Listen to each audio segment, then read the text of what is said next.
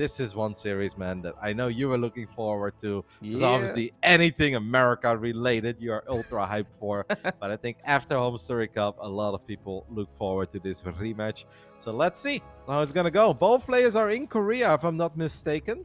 So I think that's going to be a lot of fun. In the top left side of Cosmic Sapphire, we're looking at the main base of our Italian Zerg, arriving to Korea a couple of days ago to participate in the final season of GSL this year.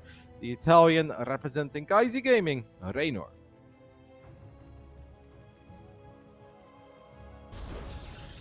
And down here in the bottom right-hand side of the map, the yellow Protoss player, third place finisher at Home Story Cup, our American hero from Alpha X Esports. He is Astrea, who in his run to get third place, and in the most recent match that Astrea played versus Reynor, he beat Reynor 3-2, a really banger of a series. Roddy, you were actually casting that. I was rewatching some of those games, getting hyped up for this particular match for today, and I'm kind of curious what your take was on that series. If you remember like the nuances of kind of how those games opened up, because it definitely seemed like it was Astrea getting a lot of good early game like momentum in the series and stuff. He took the first two maps, and then as we started getting later into the series, it felt like Reynor was starting to get a little bit better of a handle about how to play it versus Astrea. Well, mate, I love that you think of me that much that you thought I was casting those games, but I absolutely wasn't. I was playing some poker back then in the basement of Home Story Cup. But we were watching the games. Obviously, there's TVs there, and we all had our cell phones at the table. I think you're kind of right. I think Astrea got off to a couple of good starts, but I think this best of 3 is going to play out very different than that best of 5. And I also think Reynor is more fired up than ever before to show the world that he still got it, because this has not been a bad year for Reynor by any means. He got a second place DreamHack Masters Valencia online, quarterfinals DreamHack Masters offline, lost to Maru, of course, did win King of Battles, and took second place at Katowice. Altogether, a very good year. But Reynor, we know him. He wants more number 1 finishes, and the Home Story Cup final score was obviously very disappointing for Reynor, losing in that lower bracket way earlier than Reynor is ever supposed to lose. So I'm sure that he has gone back to the drawing board. I'm sure he took a look at those series as well, and he will fix whatever he thinks needs fixing. Yeah, always tough when I feel like you are in the position where you're such a dominant and like solid player that your disappointing finishes are you didn't win the event.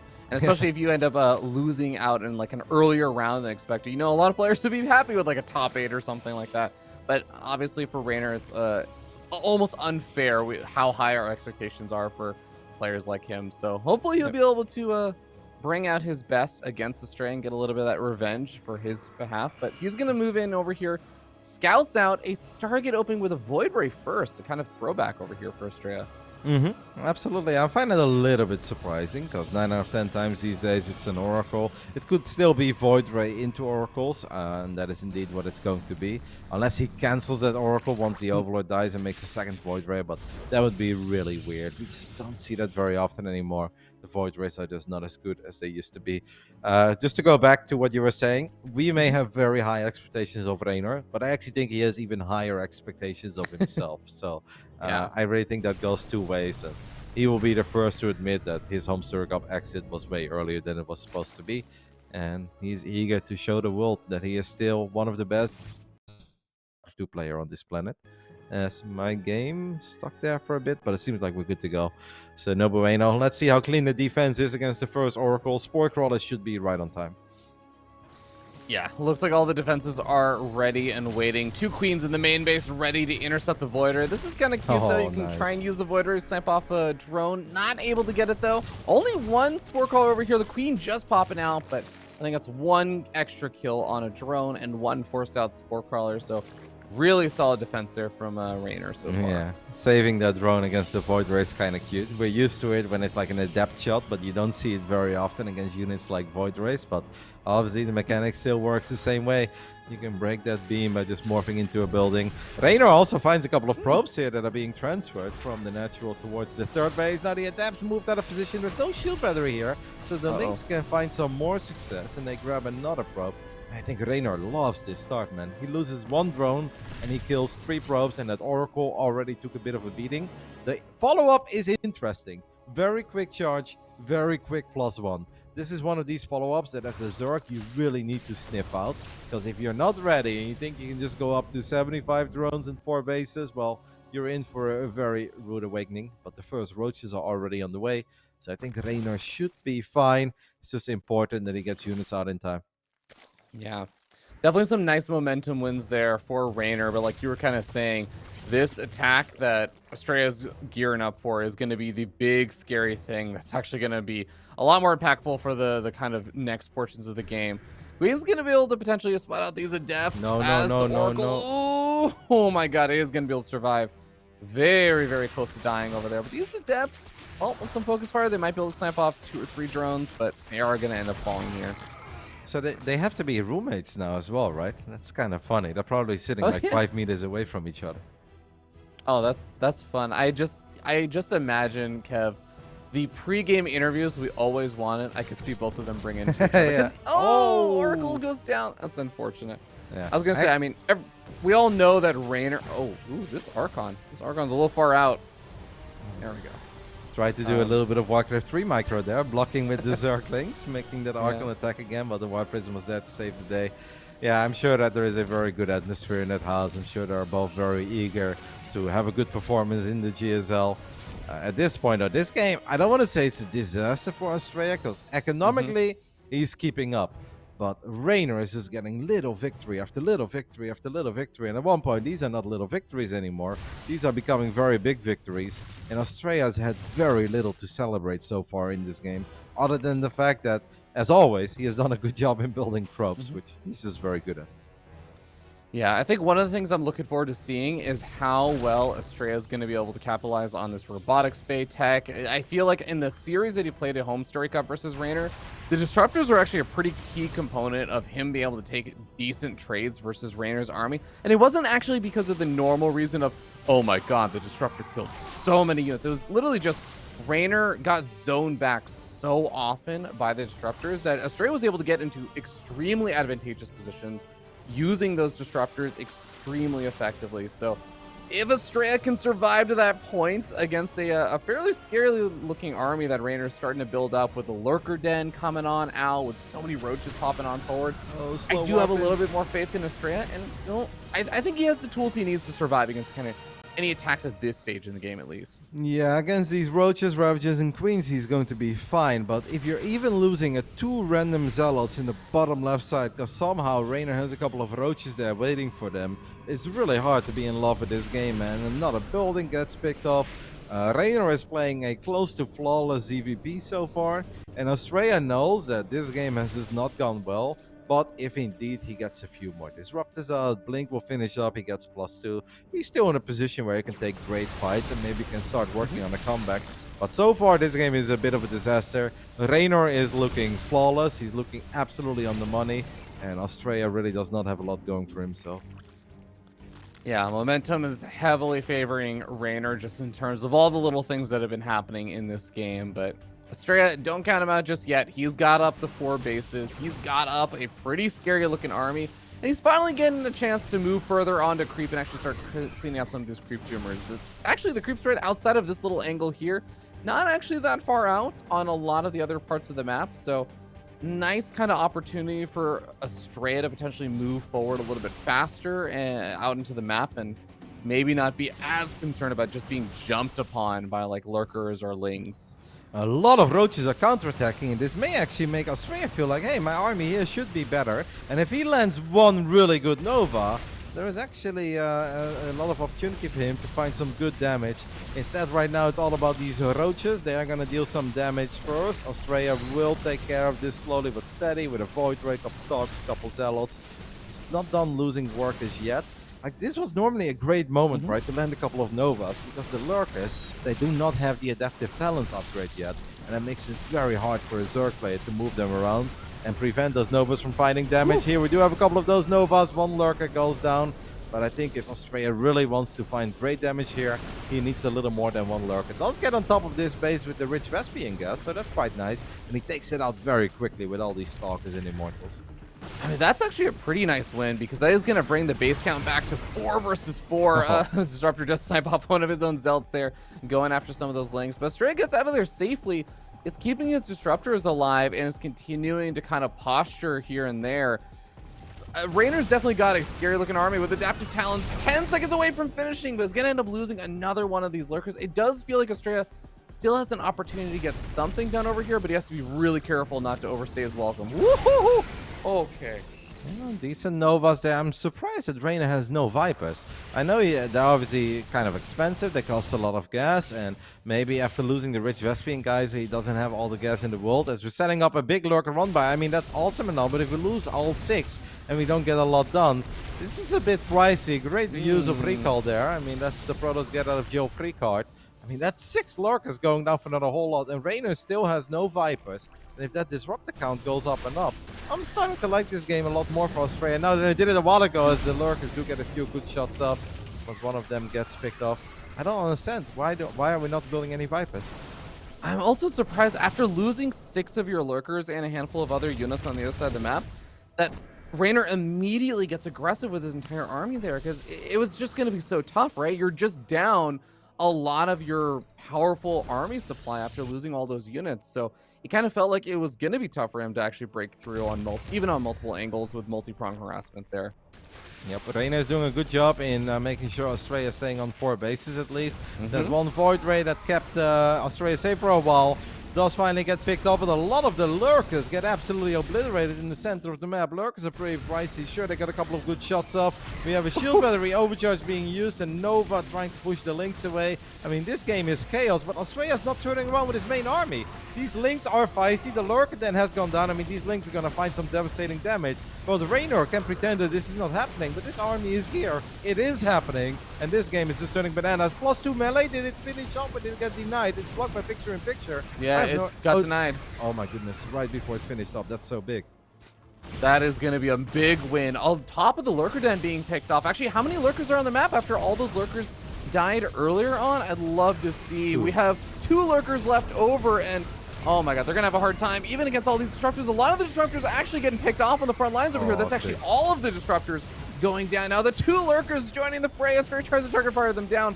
So many of the immortals are also going to be going down during all this. Oh man. It felt like Astrea actually was getting some really big victories there, but at the end of the day, Reynor is going to be nearly doubling the supply of Astrea now. Sure, he loses his last lurker, but the lurker den is about to refinish, and Reynor's just looking to be in so much better position with his army supply.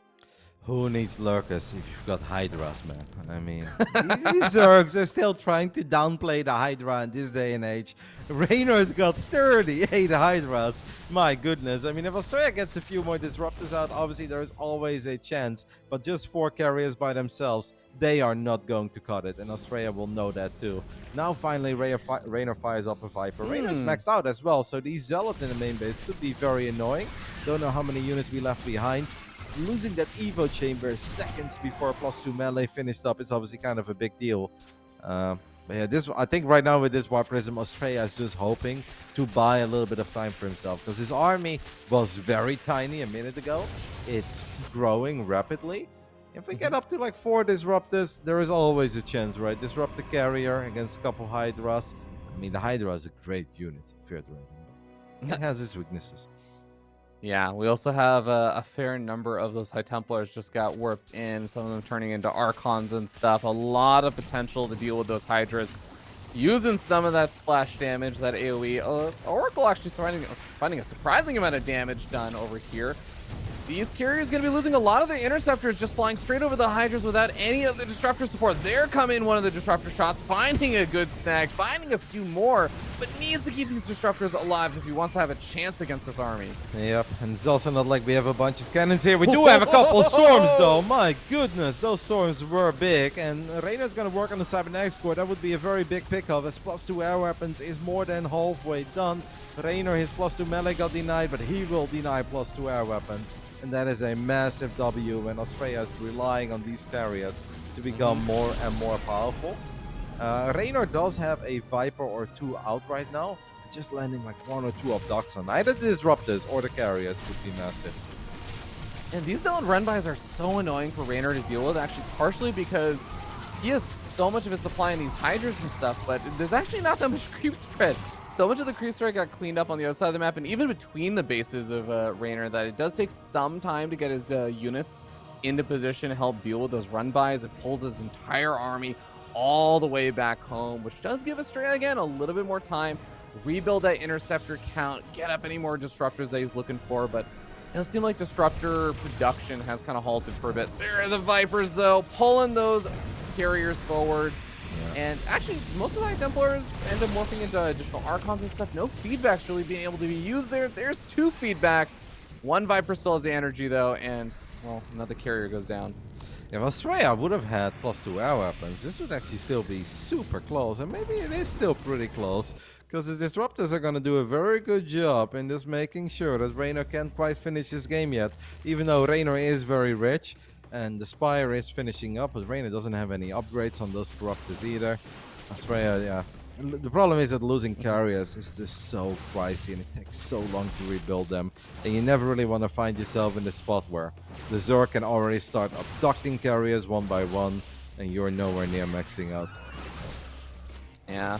Astrea's going to be able to get a little bit of chip damage done with some Blink Stalker harassment. Really cute. Actually pulls a lot of the army over to the left-hand side and gives them an opportunity to clean up more creep in the center. I like that. Just killing off the creep tumors and then grabbing that Zolnaga Watchtower and backing on off. These 3 stalkers deny a gold base, it looks like.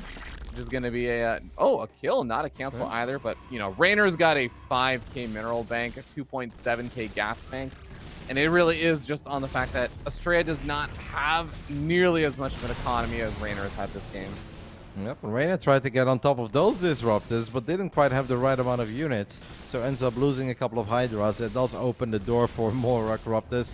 Gotta say, I'm loving the random lurkers here and there. It takes 2 Novas, obviously, so it's not that easy for Astrea to clean it up. Reynor doing a very good job in just being as annoying as possible and making sure that his income, his macro, is still fantastic. Reynor tried again in the bottom left side, but the Stalkers is still there, so we had a kill, now we have a cancel.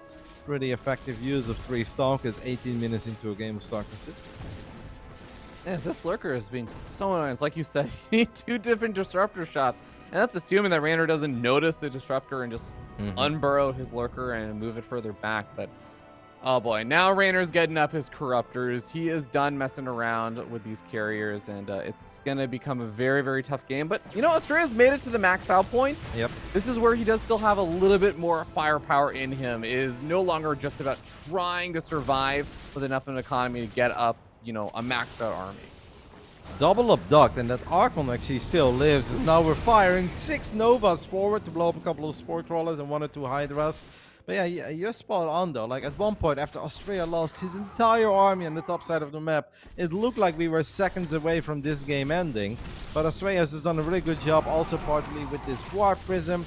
It's kind of keeping Reynor busy and making sure that the game drags on and on. No cancel on that Nexus, so that's 400 minerals down the drain. A much bigger issue for Astrea than it was for Reynor. But Astrea's army is definitely quite insane. Needs to reveal these lurkers though. That took a little while. There's an observer in the mix there too.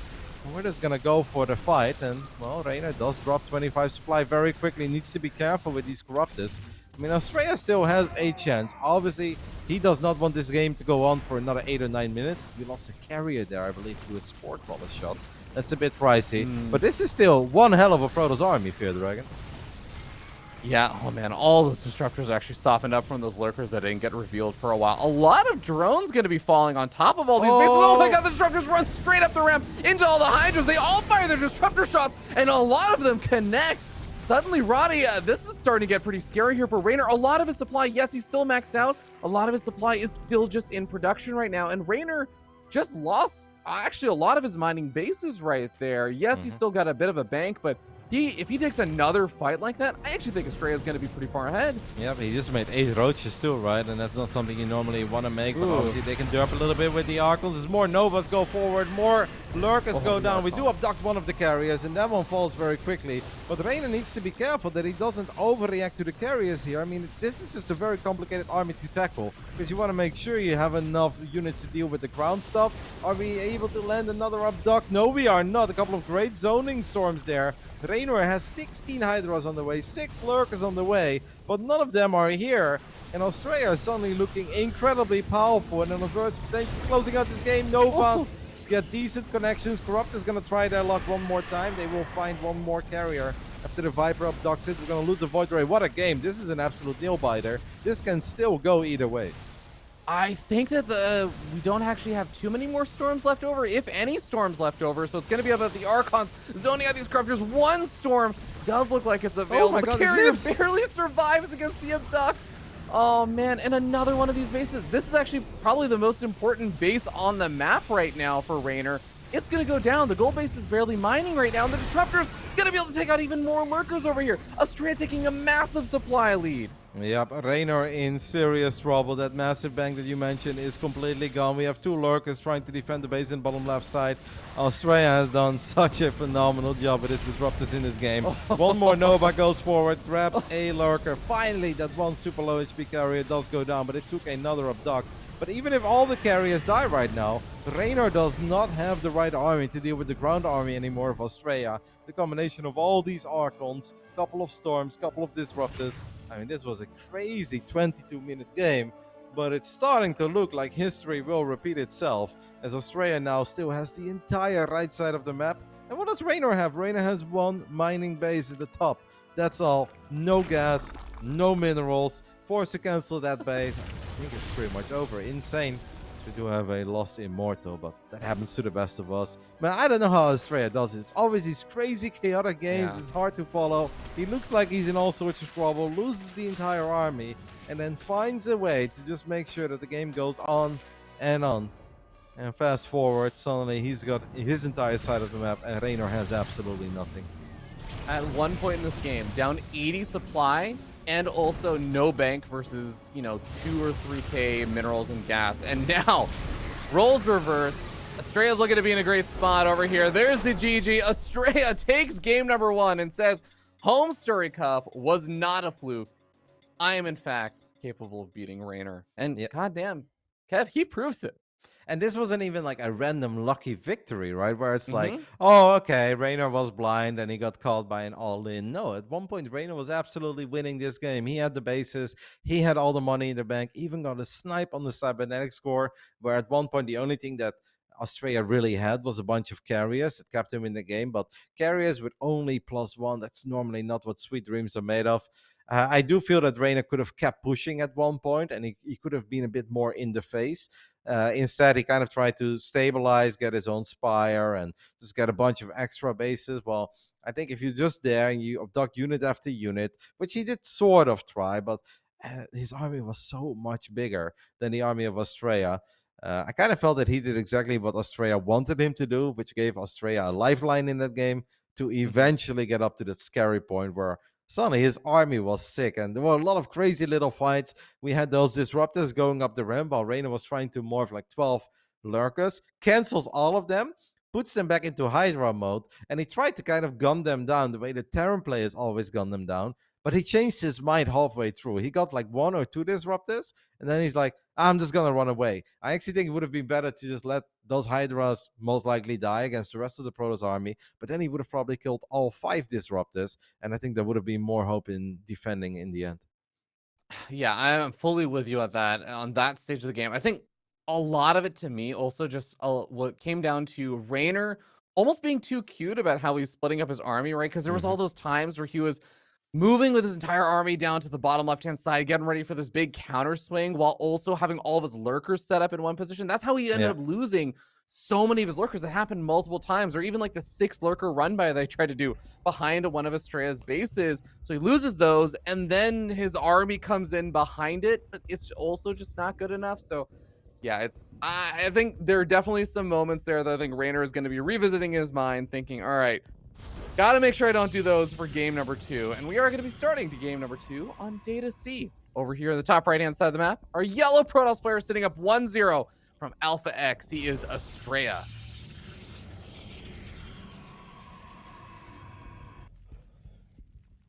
And in the bottom left side of Data C, we are looking at the main base of the Italian Zerg, down 0-1. Had a great start to that previous game, but was not able to capitalize on it and close it out. Can he turn things around? Representing Kaisi Gaming, it's Reynor.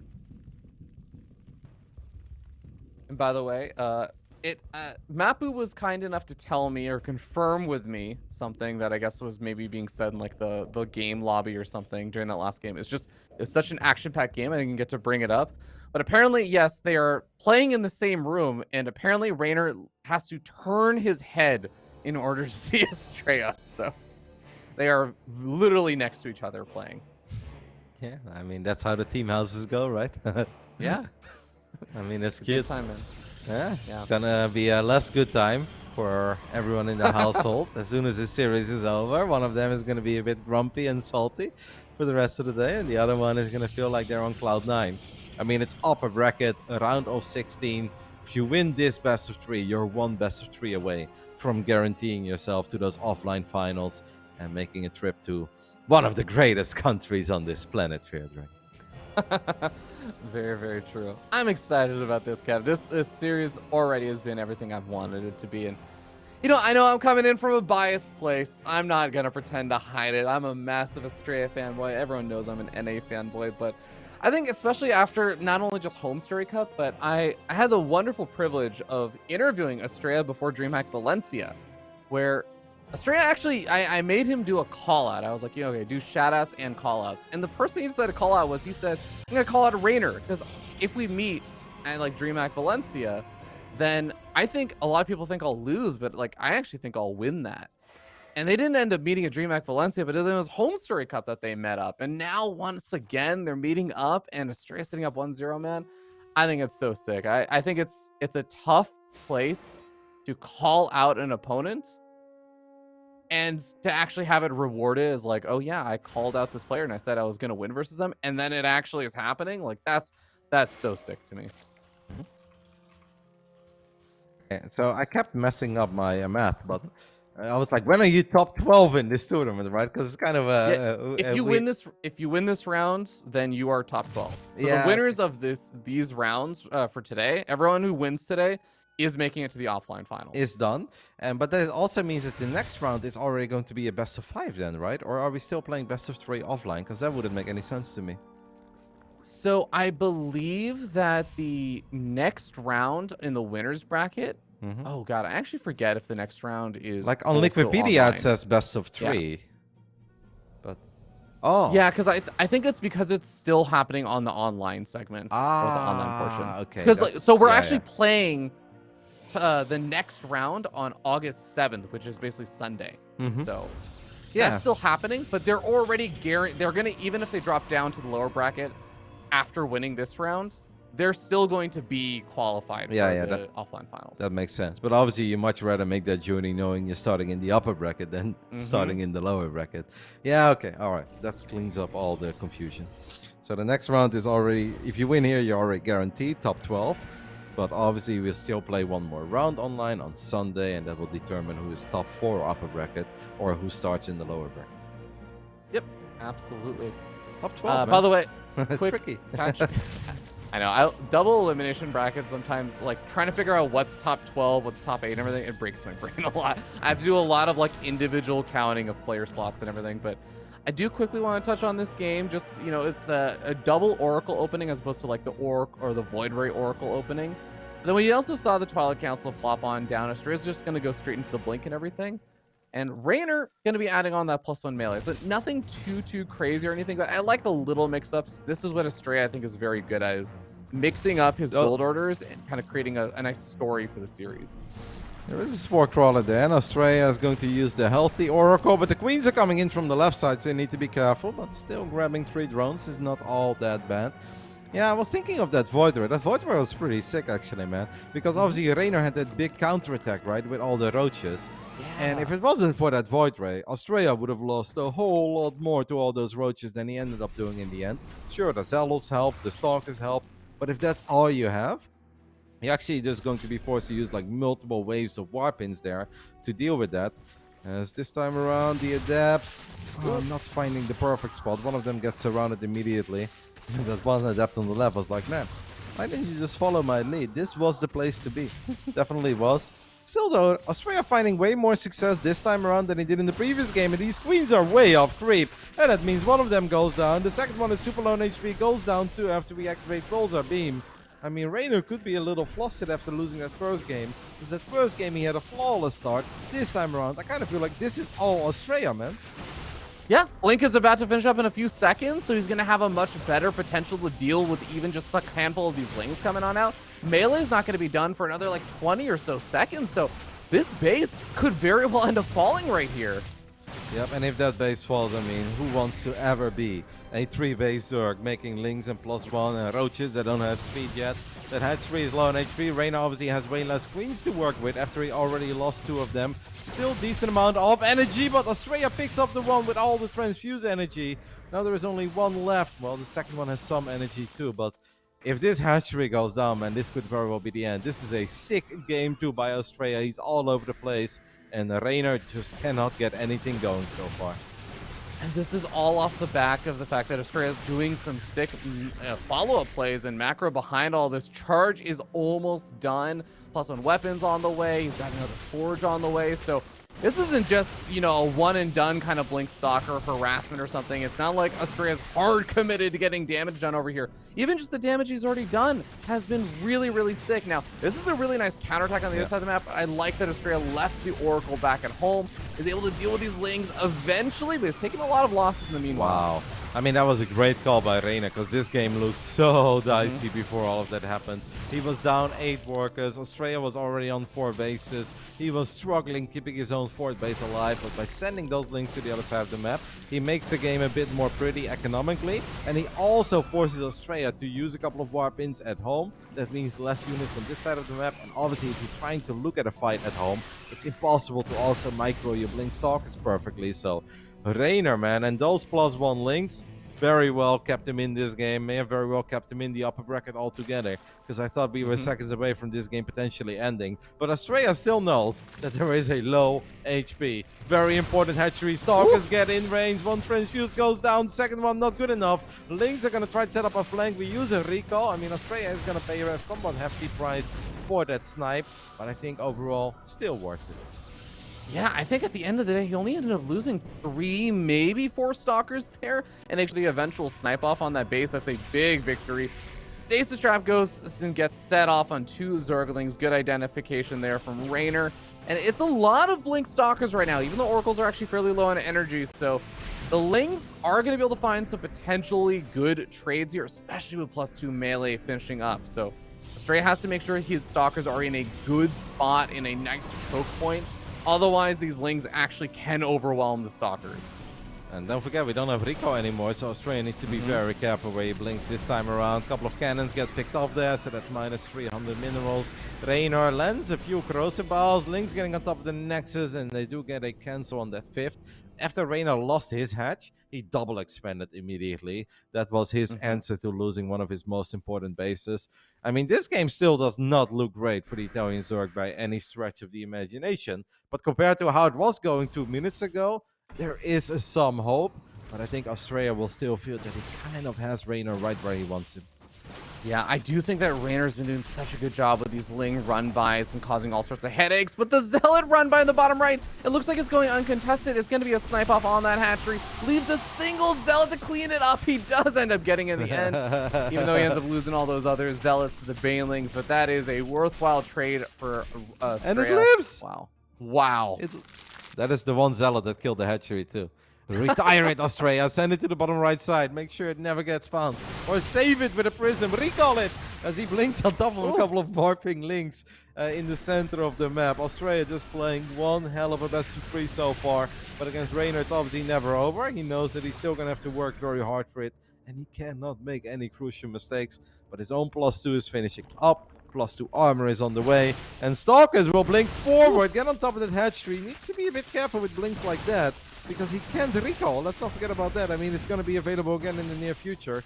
It's a good snipe in the end, and we end up only losing a couple of Stalkers. Link still chasing. Banelings morphing on top of this army. Stalker warp in. Yeah, that's one way to keep your probes safe, but it works, I guess. Yeah, I guess 3 Stalkers warping in, get traded for all those Banelings. Not the worst thing in the world. Keeps the probes alive. Another Baneling run by getting set up. Astrea not quite in range of that Zelnaga watchtower. He is going to tag it now and might actually be able to identify. Yeah, immediately warps in some Stalkers to help deal with these Banelings, but +2 melee banelings. Only one of them needs to connect. They're not going to be able to find their way in. Kind of cool that he has a stasis trap there too in the mineral Yeah. line. As Reynor lands a couple of corrosive balls. I actually would have loved to see if those killed an Oracle or something. They did not. Stalkers will start chasing these Ravagers after Astrea realized that Reynor has a lot of forces in the top left. I just want to point out, by the way, that our hero Zealot that sniped the hatchery and won the fight against the Lynx and outran the Broodlings is still alive. Let's go, Commander Zealot. I also want to just note how many Oracles Astrea has been adding on. Whoa, it finally goes down. You know what, Kev? You shouldn't have called it out, man. You cast your curse to that Zealot. F's in the chat, please. There's a lot of Oracles. Yes, indeed. The Oracle count is very high, as Reynor obviously doesn't have a crazy amount of anti-air, and that will always keep Astrea safe on his side of the map.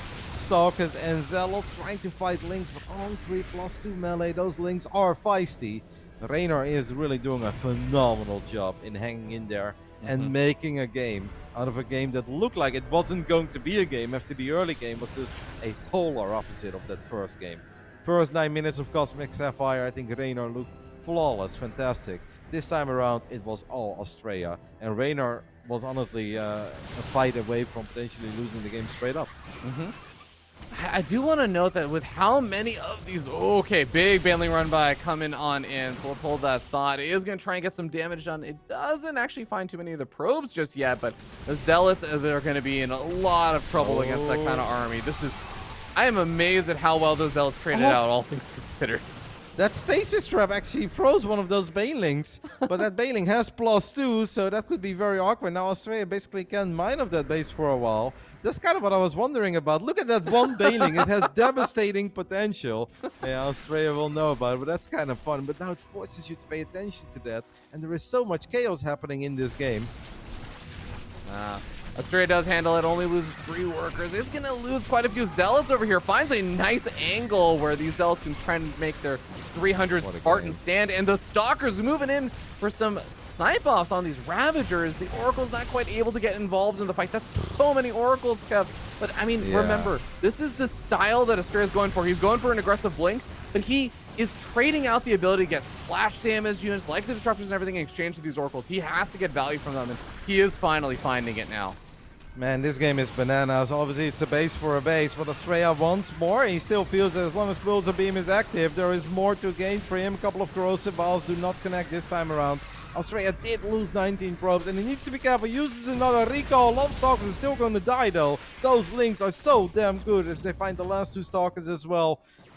This game is actually crazy, and it's not crazy as in like, wow, we're casting, it's crazy. No, it's just freaking crazy. Dark Shrine has finished up. We're gonna warp in a couple of DPs to help out against all these Lynx, but these Lynx are out of their freaking mind, man. They're finding really good trades. Gonna get a kill on a couple of cannons here as well as a few more probes will fall. This is madness. Oh, Kid Dragon, what are we watching? These DTs cleaned up so many Lings, Kev. They actually killed up so many Lings so quickly, and it actually is really tough because Reynor's not exactly in a great economic spot. This is a really, really tough position. Neither is Astrea though, right? After losing those bases. Like, he's got 79 probes, but probably some serious oversaturation is happening on some of these bases. So that base in the bottom right is very important. Reynor is just going to try to be a nuisance here and pick off some of the remaining structures of an expand that we had once upon a time. Reynor tried multiple times to get Lurkers out, but Astrea was always right there in his face, and with all those Oracles, Reynor was actually forced to cancel it a couple of times. Hydras can get a few shots off. Reynor's army is kind of tiny though. Maybe he's getting a bit overeager here, but he perhaps feels that it's just time to make some chaos happen, man. PvZ is in such a lovely place when this is how the games go. At any given moment, we've had 2 or 3 fights happening, and Zealots are running towards the bottom side of the map. Queens still transfusing one another. We don't have recall, let's keep that in mind. But is there an army that Astrea would ever have to recall for? The Oracles are getting a little bit adventurous there, though. Yeah, I also feel like the Oracles are so low on energy. I'm a little bit worried for Astrea. I actually like Reynor's army a good bit better if it's all put together. Right now, it's a little bit disjointed, though. The Roaches and Ravagers coming in from the north side. They're going to be trapping in Astrea's army. No escape for Astrea. no detection either, right? I don't see any energy for Revelation. I definitely don't see an Observer with this army, so these Lurkers are not going to fall. The Archons will get picked up. Most of the Zealots have been cleaned up. But Reynor, what is he doing on... Oh, a Lurker run by against the most important base. That's so big. As one more Oracle gets picked up, the other one is very low on HP. This is actually one of the coolest PvZs I've seen for a while. As the Oracles get sniped in the center of the map. And now it's starting to look like maybe Reynor has done enough. Does he have an army left over that can actually fight on the other side of the map, in range of a battery, in range of cannons? I mean, I'm looking at Astrea. Astrea has a big bank. He's warping a big round of Zealot over Stasis Trap. Catches all these units, but actually forcing his Zealots through. A choke point against Lurkers. He does get the Revelation off and snipes off one of the Lurkers, but loses a lot of his Zealots in the process. GG. Reynor ties up the series 1-1. Kev, that was nutty. That was nutty, and you're spot on there towards the end, because I didn't even see it. There was so much happening, but even the bottom right side was Astrea's base too. So he's already saturating that base as well. He has that bank. If that force field doesn't go off the way it did, and the Zealots do get a better fight, and we get one cleanup, yeah, maybe it's still Astrea's game, because he's got the money in the bank, he's got the worker advantage, he's got more bases. That was actually one of the coolest games of the year, and that's not something I throw out every single week or something, especially the way it started, right? This game looked so crap for Reynor. There's just no other way to put it. It looked very, very, very crappy. It's the initial +1 link counterattack, and this wasn't even like, okay, he has 70 links. No. What was that? It was like 24, 28 links or something. Yeah. That just kind of took some wind out of the sails of Astrea, forced defensive warp-ins, made him lose like 9 probes, give or take, and it also forced him to not be able to micro the Stalkers to its fullest potential on the bottom side of the map. But after that, I just feel like all hell broke loose. We had 9-10 Oracles flying around, crazy fights, crazy stasises.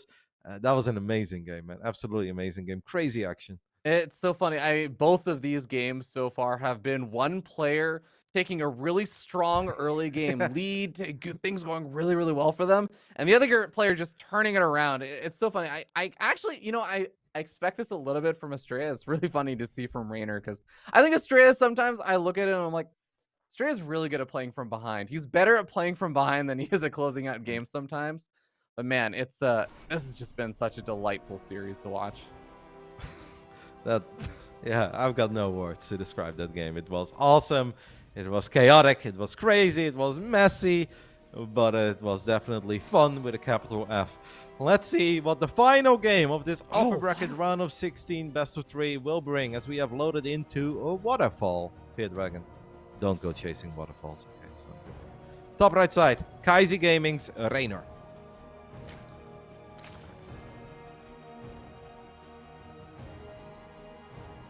And in the bottom left, not just sticking to the livers and the lakes that he's used to, it's the yellow Protoss player from Alpha X. It's Astrea. One thing we can definitely say for certain is that Home Story Cup was not a fluke, because Astrea was inches away from winning this one 2-0 as well. And at that point, I think you're seriously making a real statement where, like, hey, my PvZ is as good as his ZVP. I belong to be mentioned when it comes to the very best players in the foreign scene. And I think just games like this, and obviously a top 3 at Home Story Cup, it makes you really excited to see what Astrea can also do in the GSL, right? Because I know a lot of eyes are now going to be on Reynor. It's been such a long time. But this Astrea, and it's always such a cliche to say that, but it may very well be the best Astrea we've ever seen. No, I 100% agree. I think Astrea has solidified himself in the minds of people as one of the potential top contenders for events. I think with just that Home Story Cup finish, with even just some of his performances in some of the recent events, even when he doesn't necessarily make the super deep runs, he's been able to be so competitive against top level names that I think you kind of have to acknowledge him as being one of the stronger non-Korean players in the world right now. So I'm always excited to see him doing well. I do actually want to mention, you brought up Home Story Cup again. This is the first map that they played against each other at Home Story Cup. This is where Astrea, set the pace of things, kind of showed people that he was capable of taking Reynor on. And Waterfall, I think this is, a map that a lot of people think of as like a good Terran map. I actually think of it as a good Zerg map when it comes to ZVP. it's a short map and everything. It's a lot of wide open spaces and stuff, but I really like the way that Astrea had played it out versus Reynor. He opened it up with DTs in that series that he played versus Reynor at Home Story Cup. And then from there, he kind of was able to take like an okay-ish opening, use the DTs to help defend against a lot of the Ling counterattacks that Reynor loves going for.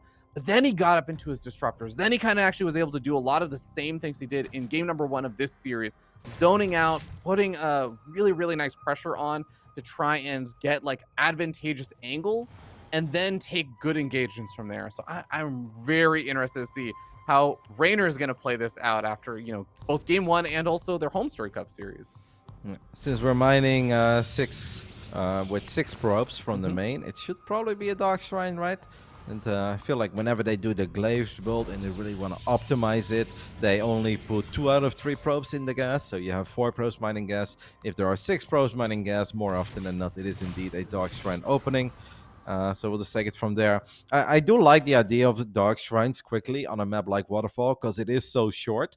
The other day, I actually played a little PvZ, and it's not a matchup you get a whole lot on the ladder. Like, I got a lot of PvP on this map, a decent amount of PvP. I hadn't played a lot of PvZs. So I'm playing a little PvZ, and I see 2 queens on the edge of creep, and I'm like, yeah, okay, he's just trying to push my adept away, right? And I feel like I blinked twice, and suddenly there are queens and roaches on my side of the map, and I'm like, what? And I look at the graph afterwards, and it's like a super low eco all in. I'm like, oh, okay. I guess I scouted that, but I didn't realize I actually scouted that, right? I just thought I saw a couple of queens on the edge of creep. So going for a very quick Dark Shrine, I think makes sense on a map like this. Sometimes you can deal great damage on the other side of the map, but it also keeps you safe against the very lame hatchery all-ins. Yeah, I'm a big fan of exactly that. So we're going to see that Warp Prism make his way across the map. I don't believe it's been spotted just quite yet, unless some Lings got some, you know, surprise scouting there that didn't quite catch. But the DT is going to get warped in on the low ground over here.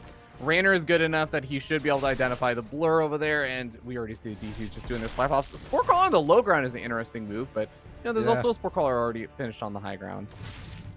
I'm not quite sure what that spore was all about. Maybe he wanted to... Oh no, this is a disaster. This is actually a disaster. Stalker is not in the right position. We're going to use a recall immediately. A couple of Lings did sneak into the main base though, and this is just so frustrating. It completely ruins your entire build as a Protoss. A lot of lost mining time. 2 workers go down, and this often opens the door at maybe the 3rd base for those Lings to find some success there too. Oh, this is so brutal. This series deserved better. I mean, it maybe doesn't end the game, but this really puts Astrea in a super uncomfortable, weird spot where normally he's supposed to be the one dealing some damage, right? With the Archons, with the DTs on the other side of the map. Now instead, his build is ruined. That sucks, brutal, man. That's a really rough start. But Kev, if anything, it pretty much guarantees Astrea's victory because whoever falls behind first wins the series, right? I feel like that's the trend today. Yes, so far in the first 2 games between these guys, I agree with you, but this is also Waterfall. And Roaches and Queens, they don't really like comebacks. If they have a great start and the first push can just be devastating, this is not a game where it's going to be easy for Astrea to go up to 4 bases, double forge and create chaos, or turtle up to disrupt this. Yeah, we'll see. Obviously, not 100% game over, but that really was a disaster, man. Especially because it happened so early in the game, right? If he's on 5 bases and a couple of Lings run by and they kill 4 or 5 workers, who cares? As the Observer takes a lot of damage, but the Observer does live. Wow. In return, Astrea actually kills a Queen. All right, there's the start of a great comeback. There you go, man. He's going to be able to get another couple of these active creep tumors if he moves forward immediately. All right, it might be a little dangerous to go too far forward now, but yeah, nice little start there. He's also getting up that robotics bay nice and quick. I was on top of, you know, Blink, of course, being on the way. Getting up the disruptors sooner rather than later is going to be a great start for just getting up a unit composition that can deal with some of those large roach death balls that could potentially end the game very fast. Yep.